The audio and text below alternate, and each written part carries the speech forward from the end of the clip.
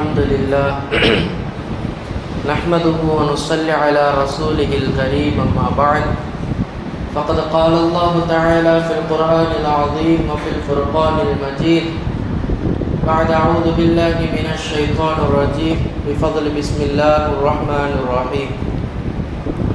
எல்லாரும் என்னோட சேர்ந்து அப்படியே ஓதுங்க பார்க்கலாம். الله لا إله إلا هو الحي القيوم لا تأخذه سنة ولا نوم له ما في السماوات وما في الأرض من ذا الذي يشفع عنده إلا بإذنه يعلم ما بين أيديهم وما خلفهم ولا يحيطون بشيء من علمه إلا بما شاء وسع كرسيه السماوات والأرض ولا يؤوده حفظهما وهو العلي العظيم. صدق الله العظيم. புகழனைத்தும் இன்றைய தினம் நாம் எல்லோரையும் ரமதானினுடைய முதல் நோன்பை பிடிக்க வைத்த இந்த தராவீஹினுடைய தொழுகையை முழுமையாக தொழச் செய்த ரப்புல் ஆலமீனிற்கே உரித்தாகட்டுமாக. இதுபோல இனி வரக்கூடிய எல்லா நாட்களிலும் அழகான முறையில் நோன்பை பிடித்து இரவு நேரத்தில் நின்று வழங்கக்கூடிய தௌஃபீக்கையும் திருக்குர்ஆனை அதிகமாக ஓதக்கூடிய பாக்கியத்தையும் ரப்புல் ஆலமீன் வழங்கியருள் புரிவானாக. அல்ஹம்துலில்லாஹ். இன்றைய தினம் சூரத்துல் பக்ரா முழுமையாக ஓதப்பட்டு முடிக்கப்பட்டது. இந்த சூரத்துல் பக்ராவை குறித்து பெருமானார் ஸல்லல்லாஹு அலைஹி வஸல்லம் அவர்கள் சொல்லும்போது, குர்ஆனிலே அருளப்பட்ட சூறாக்களிலே மிக சிறந்த சூரா சூரத்துல் பக்ரா என்பதாக பெருமானார் ஸல்லல்லாஹு அலைஹி வஸல்லம் அவர்கள் சொன்னார்கள். சரி, சூரத்துல் பக்ராவை சிறந்த சூறான்னு சொல்லியிருக்கிறாங்க. சூரத்துல் பக்ராவை எதற்காக சிறந்த சூறான்னு சொன்னாங்க? யாருக்காவது தெரியுமா? குர்ஆனில் மிக ஒரு தனித்துவம் வாய்ந்த ஒரு சூறா சூரத்துல் பக்ரா. காரணம், குர்ஆனிலே மிக பெரிய ஒரு நீண்ட சூறா சூரத்துல் பக்ரா ஒன்று. இந்த சூரத்துல் பக்ராவில் ஏறத்தாழ மார்க்க சட்டங்கள் 500 சட்டங்கள் சொல்லப்பட்டிருக்கிறது. எத்தனை? 500 சட்டங்கள் இந்த சூரத்துல் பக்ராவில் சொல்லப்பட்டிருக்குது. அது மட்டுமல்ல, இஸ்லாத்தினுடைய அடிப்படை கடமைகள் 5 இருக்குது பார்த்தீங்களா?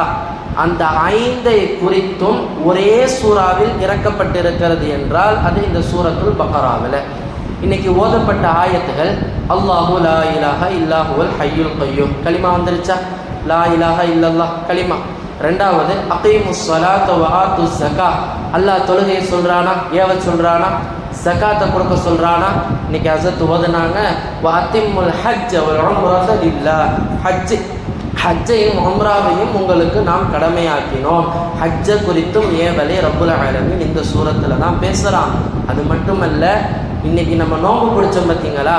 அந்த வசனத்தையும் ரப்புல் ஆலமீன் யா அய்யுஹல்லதீன ஆமனூ குதிப அலைக்குமுஸ் ஸியாமு கமா குதிப அலல்லதீன மின் கப்லிக்கும் லஅல்லக்கும் தத்தகூன். இந்த நோன்பு கடமையாக்கப்பட்ட வசனங்களும் இந்த அனைத்து சட்டத்திட்டங்களையும் ரப்புல் ஆலமீன் ஒரே சூறாவில் மட்டும் கொண்டு வந்திருக்கான். அப்போ இது மட்டுமல்ல, இன்னும் இந்த சூறாவில் குடும்பவியலை பற்றி அல்லாஹு தஆலா பேசுகிறான். மனைவியிடத்தில் எப்படி நடந்துக்கணுன்றதை பற்றி ரப்புல் ஆலமீன் பேசுகிறான். அது மட்டுமல்ல, வியாபாரத்தை குறித்து குர்ஆனிலேயே நல்லா கவனிச்சுக்கங்க, குர்ஆனிலேயே மிக நீண்ட ஆயத்தை வியாபாரத்தை குறித்து அல்லாஹு தஆலா இங்கே மட்டும்தான் பேசுகிறான். இன்றைக்கி நான் ஓதுனேன், ஒரே ரக்காத்தில் ஒரு ஆயத்தை மட்டும் நான் ஓதுனேன். ஒரு ரக்காத்தில் ஒரே ஒரு ஆயத்தை மட்டும் நான் ஓதுனேன்.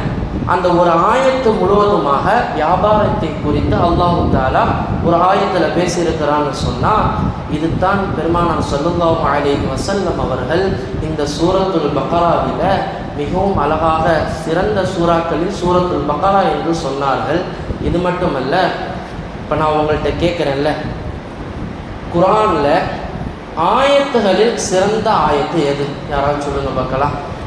ஆயத்துகளில் மிக சிறந்த ஆயத்து எது? யாருக்காவது தெரியுமா? நான் எப்படி இப்போ கேட்டனோ அதுபோல பெருமானார் ஸல்லல்லாஹு அலைஹி வஸல்லம் அவர்கள் உபய் இப்னு கஅப் ரலியல்லாஹு அன்ஹு மிகப்பெரிய ஒரு காரி. குர்ஆனின் மீது அவர்களுடைய பற்று எந்த அளவுக்கு தெரியுமா இருந்துச்சு? குர்ஆன் அவங்க ஓத ஆரம்பிச்சாங்கன்னு சொன்னால் மலக்குமார்கள் தன் உருவத்தோடு நேரடியாக அப்படியே வானத்திலேருந்து கீழே இறங்கி வந்துடுவாங்களாம்.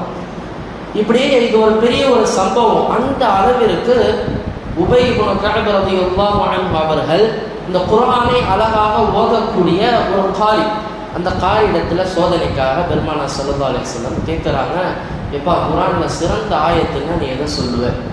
அவருடைய கருத்தில் சொல்கிறாரு ஆயத்துல் குர்சி. ஆயத்துல் குர்சி தான் சிறந்த ஆயத். பெருமானார் ஸல்லல்லாஹு அலைஹி வஸல்லம் அவர்கள் சொன்னார்கள், நீ சொன்னது உண்மை, நீ சொன்னது உண்மை.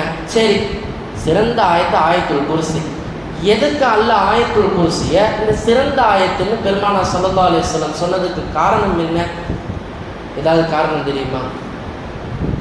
காரணம் தெரியுமா யாருக்காவது? இந்த ஆயத்துல் குர்சியில் அல்லாஹ்வுடைய பெயரை மட்டுமே 18 முறை சொல்லப்படுது. எத்தனை? 18 முறை சொல்லப்படுது. அல்லாஹ்வுடைய குர்ஆனுடைய வசனங்களிலேயே ஒரே ஆயத்தில் அல்லாஹ்வுடைய திருநாமங்கள் 18 முறை சொல்லப்படுகின்ற ஆயத்து எது? ஆயத்துல் குர்சி. அது நீங்கள் கவனித்து பார்க்கணும். அல்லாஹு லா இலாஹ, அல்லாஹ் வந்துருச்சா? லா இலாஹ, இறைவன் இல்லை. நான் ஏற்கனவே சொல்லியிருக்கேன், அஸ்மாவுல் ஹுஸ்னா வெறுமன 99 மட்டுமல்ல, குர்ஆனில் எங்கெங்கெல்லாம் அல்லாஹ்வுடைய தகுதியை குறித்தும் அந்தஸ்தை குறித்தும் வார்த்தைகள் வருதோ அதுவும் அஸ்மாவுல் ஹுஸ்னா. இப்படி ஏராளமாக 18 வார்த்தைகள் இந்த ஆயத்துல் குர்சியில் ஓதப்படுகிறது. அது மட்டுமல்ல, அஸ்மாவுல் ஹுஸ்னாவில் உள்ள வரக்கூடிய ஆயத்துகள் மட்டுமே, வரக்கூடிய வார்த்தைகள் மட்டுமே 5 வார்த்தை எதில் வருது? ஆயத்துல் குர்சியில் வருது. என்னென்ன வார்த்தை சொல்லுங்க பார்க்கலாம். அல்லாஹு, ஹய்யுல், கய்யூம், அலியுல், அதீம். ஒரே ஆயத்தில் அஸ்மாவுல் ஹுஸ்னாவை 5 வாசகங்களை சொல்லக்கூடியது இந்த ஆயத்துல் குர்சியில் வருது. இந்த ஆயத்துல் குர்சியில் ஒரு 2 வார்த்தை, லா தஅகுதுஹு சினத்து வலா நௌம். அல்லாஹ்வை பற்றி தன்மைகளை சொல்லும் போது அல்லாஹ்விற்கு ஒருபோதும் தூக்கமே கிடையாதுன்னு சொல்லி ஒரு வாசகம் வரும். இப்போ இந்த விஷயத்தை ஹதரத் மூசா அலைஹிஸ்ஸலாத்து வஸ்ஸலாம் பனி இஸ்ரவேலருக்கு சொல்கிறாங்க. நம்ம பனி இஸ்ரவேலர்களை பற்றி நமக்கு தெரிஞ்ச விஷயத்தான். எது சொன்னாலும் நொட்டம் சொல்லி அதுக்கு ஒரு கேள்வியை கேட்பாங்க. இதுதான் யூதர்களுடைய ஒரு பழக்கம். அப்போ மூசா அலைஹிஸ்ஸலாத்துட்ட ஒருத்தர் வந்து கேட்குறான், இந்த மாதிரி எப்படி நீ கடவுள் தூங்கவே மாட்டாருன்னு சொல்கிறீங்களே, அதுக்கு என்ன ஆதாரம்? ஏன் அவர் தூங்க மாட்டார்? அப்போ இதை போய் மூசா அலைஹிஸ்ஸலாம் நேராக அல்லாஹ்ட்ட கம்ப்ளைண்ட் பண்ணுறாங்க. யா அல்லாஹ், இப்படி நீ தூங்க மாட்டேன்ற வசனத்தை சொன்னால் ஒருத்தர் இப்படி என்னை கேள்வி கேட்குறான் அப்படின்னு சொல்லி. அப்போ அல்லாஹ் சொல்கிறான், அவனை கூப்பிட்டுட்டு அவனுடைய கையில் 2 கண்ணாடி குவளைகளை கையில் கொடுத்து இரவு முழுக்க அவன் அந்த கண்ணாடி குவலையை கையில் வச்சுட்டு விழிச்சிட்டு அவன் இருக்கணும், தூங்கக்கூடாது, அவனை செய்ய சொல்லு அப்படின்னு சொல்லி அல்லாஹ் கட்டளையிடறான். அவர் கையில் 2 கண்ணாடி குவலை கொடுக்கப்படுது. 2 கண்ணாடியை வச்சுக்கிட்டு அவன் பாட்டுக்கு ராத்திரி முழுக்க முழிச்சிட்டு உட்கார்ந்துருக்கிறான். ஒரு கட்டத்துக்கு மேலே முழிக்க முடியல, தூக்கம் வந்துடுது, டம்மான்னு கீழே போகிறான், உடஞ்சிது.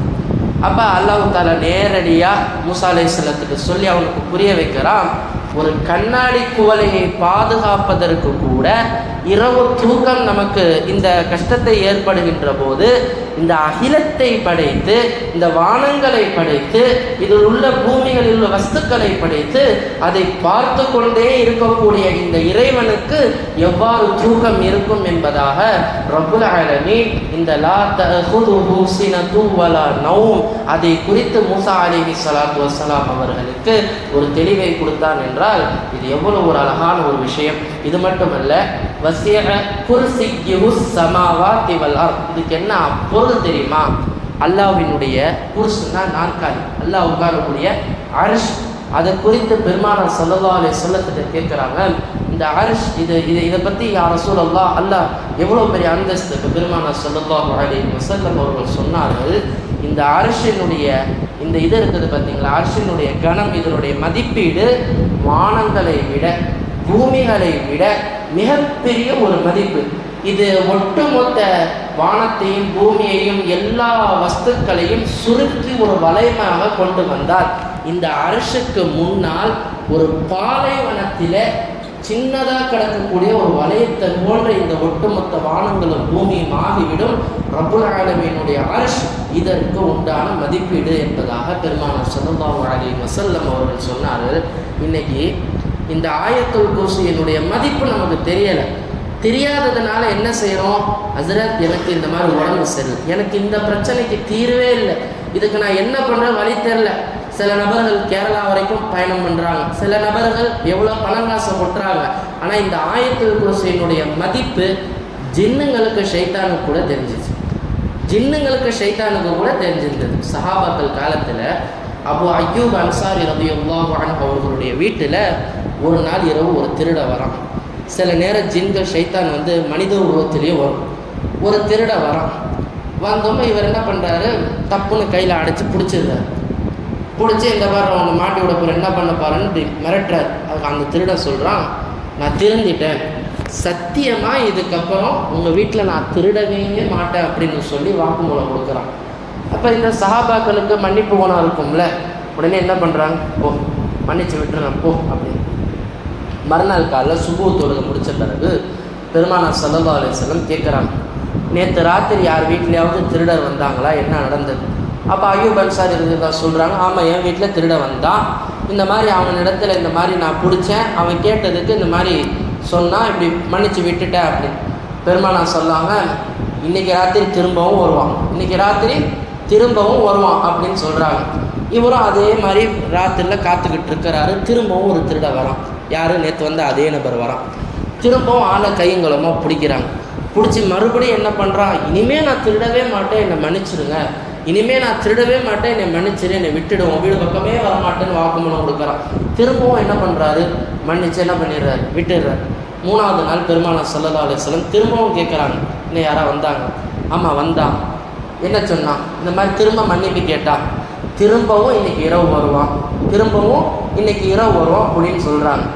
இப்போ இவர் என்ன பண்ணுறாரு, திரும்பவும் இன்றைக்கி ராத்திரி காத்துக்கிட்டே இருக்க. மூணாவது முறை திருட வரான். வந்தோடனே கப்புன்னு பிடிச்சிடுறாரு. பிடிச்சிட்டு, இன்றைக்கி நீ எவ்வளோதான் மன்னிப்பு கேட்டாலும் உன்னை விட்றதா இல்லை, இன்றைக்கி உன்னை நபிட்ட நான் கூப்பிட்டு போகாமல் விட மாட்டேன்னு பிடிச்சி நல்லா அடைச்சிடுறாங்க.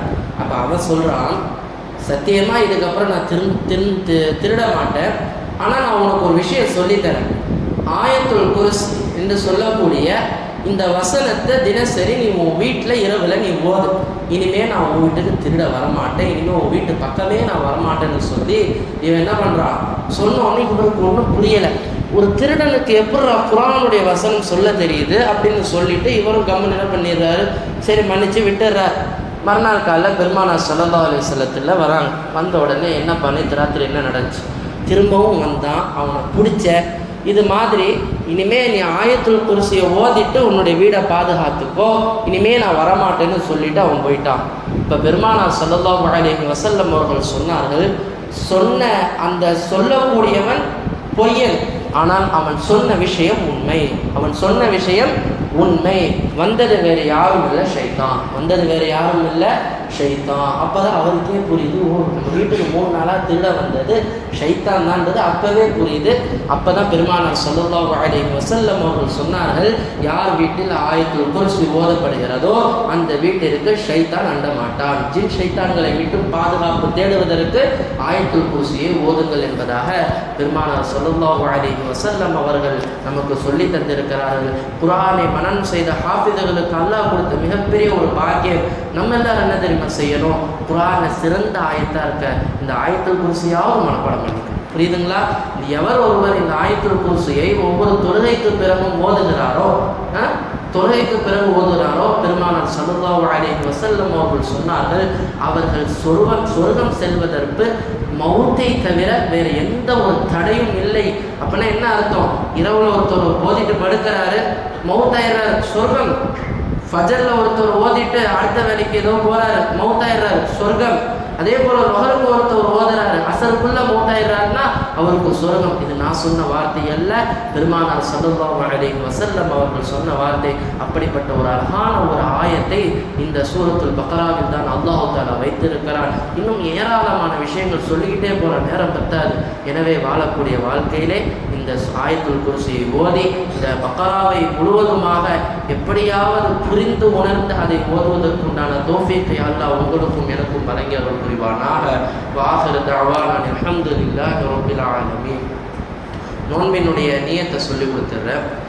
நவைத்து சௌமாதின் அன் அதாஹி ஃபர்து ரமலான ஹாதிஹி ஸனதி லில்லாஹி தஆலா. இந்த வருடத்தில் ரமலான் மாதத்தில் ஃபர்தான நோன்பை அதாவாக நாளை நோக்க நியத்து செய்கிறேன் அல்லாஹ்வுக்காக. ஸல்லல்லாஹு அலா முஹம்மது ஸல்லல்லாஹு அலைஹி வஸல்லம். ஸல்லல்லாஹு அலா முஹம்மது ஸல்லல்லாஹு அலைஹி வஸல்லம். ஸல்லல்லாஹு அலா முஹம்மது யா ரப்பி ஸல்லி அலைஹி வஸல்லிம். அஸ்ஸலாமு அலைக்கும் வரஹ்மத்துல்லாஹ்.